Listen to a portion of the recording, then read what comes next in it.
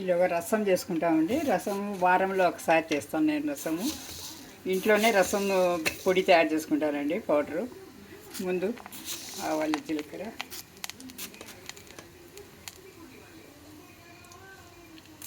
ఎండుమిర్చి, కరివేపాకు, వెల్లుల్లిపాయలు చిత్తకొట్టి వేసుకోవాలండి.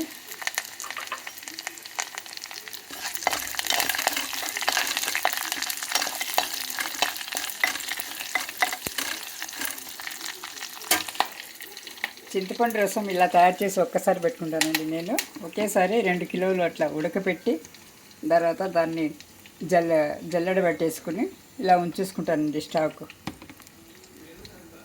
ఎప్పుడంటే అప్పుడు ఇన్స్టెంట్గా వాడుకోవచ్చు అన్నమాట.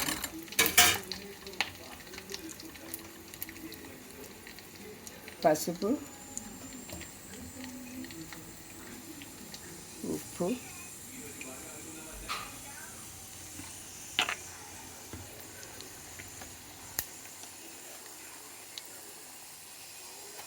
రసం పొడి ఒక 2 స్పూన్లు అండి. ఇది ఇంట్లోనే పూర్తిగా తయారు చేసిందండి రసం పొడి. చారు అంటారు దీన్ని, మీ తరపు ఏమంటారో కామెంట్ చేయండి. దీన్ని చారు అంటాం, మీరు రసం అంటారా?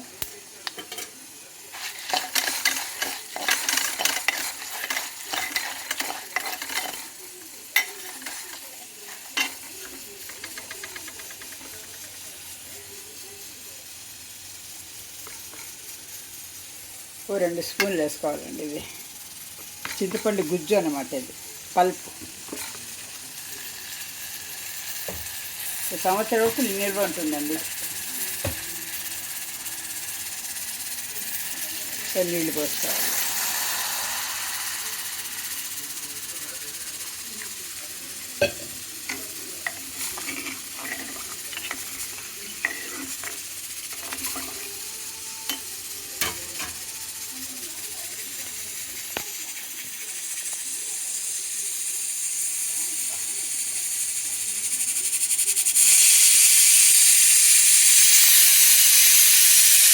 కొత్తిమీర చల్లుకోవాలండి.